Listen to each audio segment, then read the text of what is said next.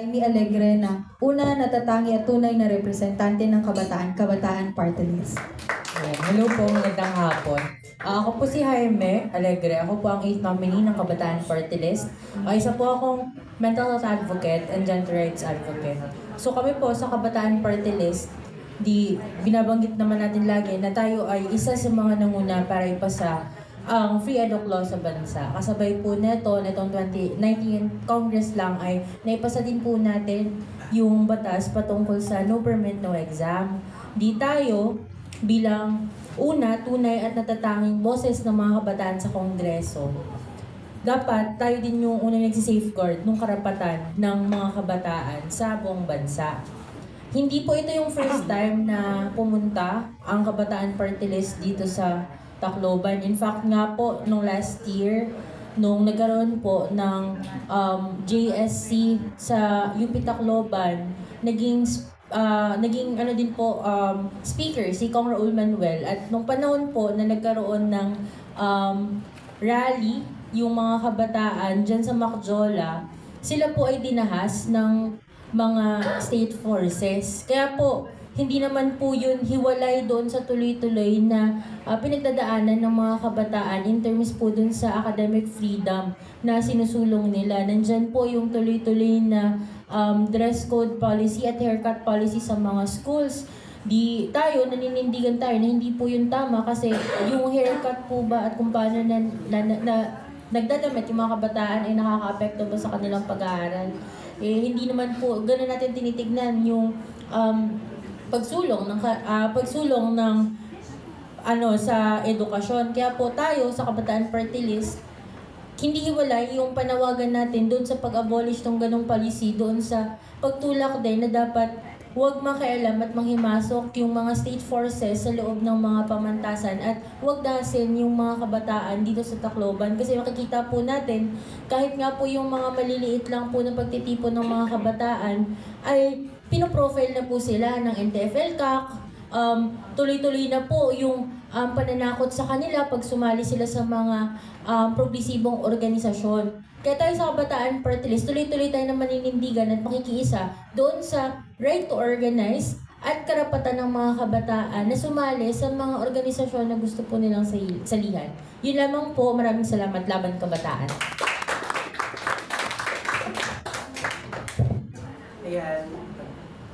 Ayan po, para sa pagtatapos po ng ating press con ngayong araw, ako po si Paul mula sa youth sector ng Tacloban. At para sa pagsusuma po ng ating press con, narinig po natin yung samot-saring issue at sige po. Baka may question daw po pala sa mga media friends natin. Tinapos na. Nagulat ako. Anyway, good afternoon po. This is Ronnie and Wario from Magical Tacloban, at the same time from Eastern Visayas today. Okay, ganda naman ng mga plataforma, no? Anyway, madirect nila ako ng questions ko sa sikat sa Kongreso. First and foremost na tanong ko, I have a 3 set of questions ko. Okay lang po. Anyway, palit lang naman kami. Kahit sino sa inyo po ang sasagot ito. Gaano po katotoo na ngayon po ay dinidinay nyo na po ang pagpirma nyo po ng impeachment ng ating Vice President Sara Duterte?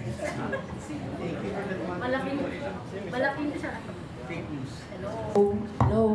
Malaking fake news yung pag-deny namin doon sa pagpirma sa impeachment. Pang ilan nga ako, Beshi? 131. Number 131 ako doon sa pumirma sa impeachment complaint. Kaya pinanindigan namin yan dahil kami nga ang nag-endorse nung second impeachment complaint. At bakit namin to i-atras? No? Naniniwala talaga kami at napatunayan naman doon sa mga hearing sa Quadcom. No, hearing din sa Committee on Good Government and Accountability na matibay ang mga dokumento, matibay ang mga testimonya ng mga witnesses kaugnay doon sa anomalya sa confidential funds at saka doon sa maging ito ay OVP o yung DepEd. Kaya malaking fake news yan na kami ay nagtanggal ng aming pirma doon. So, yung endorsement nila, signatures nila, hindi nila tinatanggal. Kami rin na mga complainants doon sa second impeachment complaint, wala rin sa aming nagwi-withdraw ng aming signatures doon.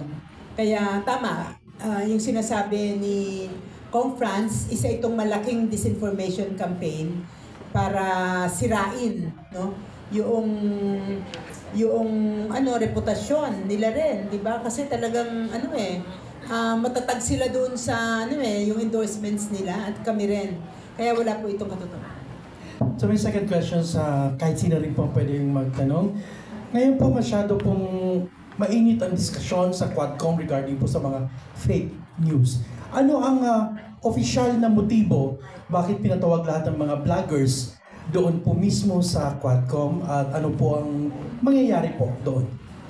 Yes, hindi siya Quad Committee hearing, siya ay TRICOM. Sorry. Tri-committee hearing po yan kasi yung Quadcom kasi 4 na committees, no? Tapos ito, 3 committee yung nagsama-sama. So ngayon sa 3 committee na yun, Committee on Information, Committee on Public Order, Committee on, isa pa na committee. But anyway, ang issue sa TRICOM ngayon na nagpapatawag ng mga vloggers, ng mga iba't iba nating mga sa social media. Kasi first, sabi nila, laganap talaga yung fake news, yung fabricated yung mga content, yung antindi-tindi ng issue sa social media na in fact, tinamaan talaga ng matindi yung Quad Committee hearing. Dinimonize yung mga miyembro ng Quad Committee, lahat kami, halos lahat kami doon, naging biktima ng iba't ibang mga fake news.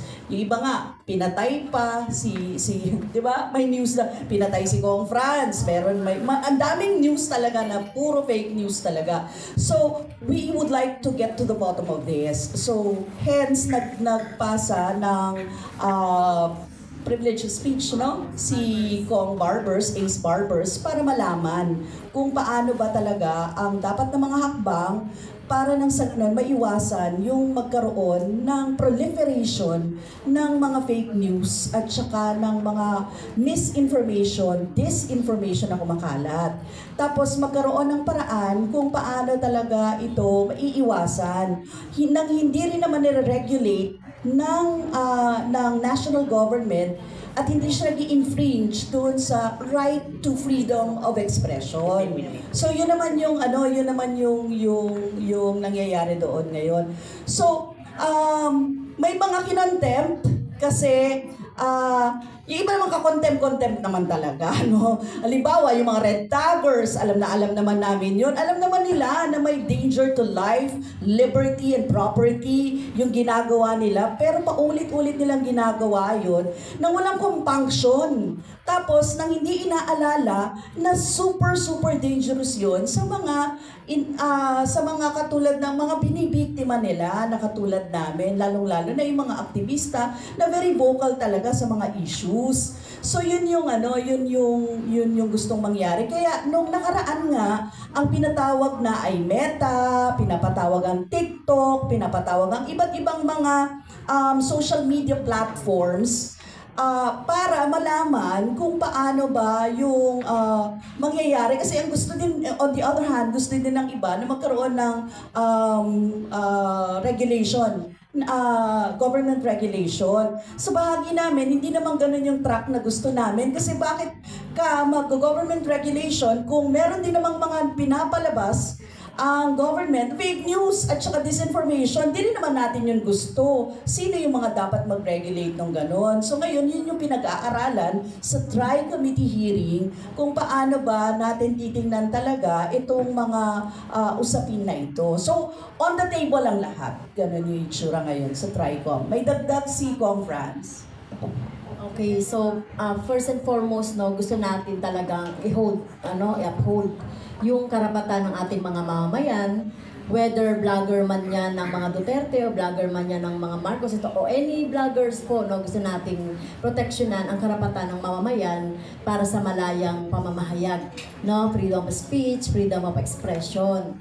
So sa bahagi ng Makabayan Black, hindi tayo papayag na magpa-register, di ba? Yung mga vlogger o magpa-register ang sino mang mga mamamayan sa mga media platform. Ang dapat nating tignan dito ay ang papel ng mga malalaking social media platform. Kung bakit nagpa-proliferate ito mga ganito. Kasi control nila yung yung platform at nagagamit yung platform para ma-sensationalize ang mga issue at yung mga fake news na yan. Alam naman natin ang mga tao, di ba, na medyo interesting yung mga sensationalized na mga issue at pinagkakakitaan nitong malalaking mga platform na ito yung dapat na ma-regulate, no? Ito yung dapat na nag-self-regulate at tinitignan talaga. Meron mga sinasabi sa kanila na, meron na sinasabi nila na halimbawa ang Meta o ang TikTok, platform lang daw sila. So hindi totoong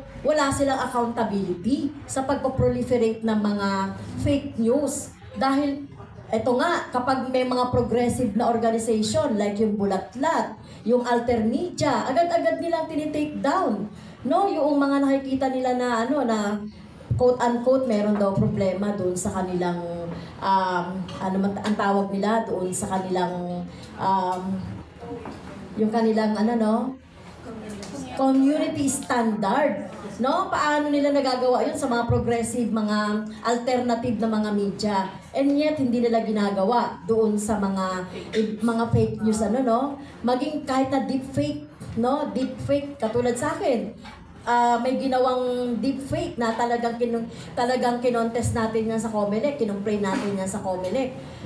Natanggal naman na daw ng Meta, tinanggal na ng Meta. So tama nga, tinanggal ng Meta, pero napakatagal na panahon. Ako din, biktima rin ako ng pagtitake down ng aking account, no, sa Facebook na impersonation daw. So wala naman silang paliwanag at wala naman din silang due process. Kaya talagang we hold accountable itong mga malalaking mga platform na ito dahil sila talaga yung kasangkapan nitong mga fake news peddlers na ito na pinapanatili nilang nandoon sa kanila dahil kumikita rin sila ron. Maraming salamat.